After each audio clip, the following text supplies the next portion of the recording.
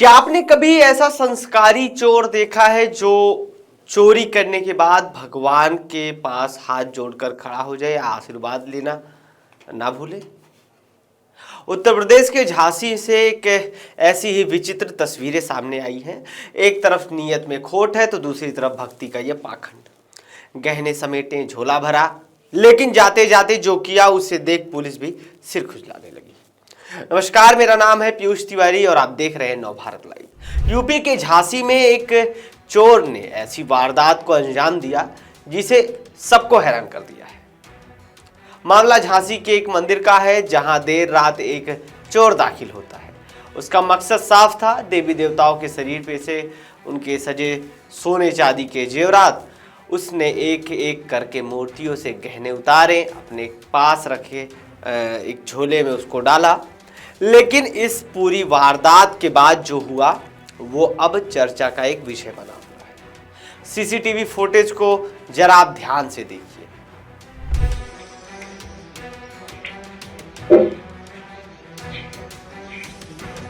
इतनी में शकल नहीं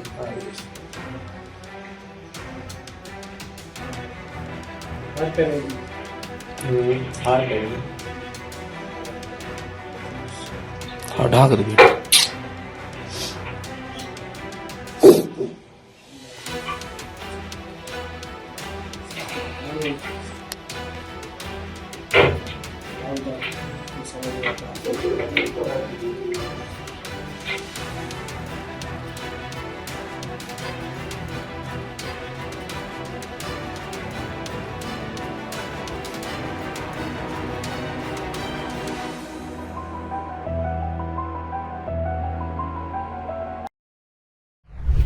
यह चोर बड़ी बेरहमी से भगवान के गहने चोरी करता है, लेकिन जैसे ही इसका काम पूरा होता है इसके अंदर एक भक्ति वाला इमोशन जाग जाता है अचानक से।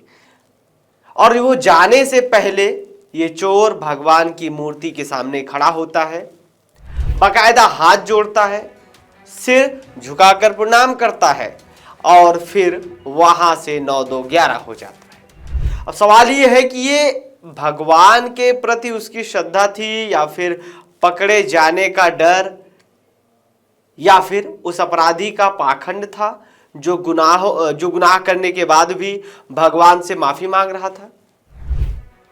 सुबह जब मंदिर के पुजारी पहुंचे तो मूर्तियों को बेलिबास देखकर उनके पैरों तले जमीन खिसक गई। जेवरात गायब थे। तुरंत पुलिस को सूचना दी गई।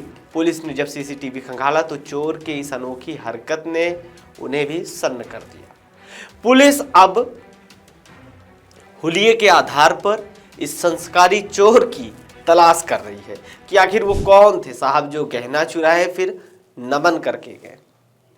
स्थानीय लोगों में इस बात को लेकर के गुस्सा जो है और अब भगवान का घर भी सुरक्षित नहीं है, ये तो आप स्वयं देख रहे हैं। कहा जाता है कि नीयत साफ हो तो पत्थर में भी भगवान दिखते हैं, लेकिन इस चोर की नीयत में तो खोट था। क्या हाथ जोड़ लेने से चोरी का पाप धुल जाएगा? झांसी पुलिस के लिए ये चोर अब एक बहुत बड़ी चुनौती बन गई है। इस वक्त और इस भक्त चोर के बारे में आप क्या सोचते हैं? क्या ये श्रद्धा है या महज एक नाटक?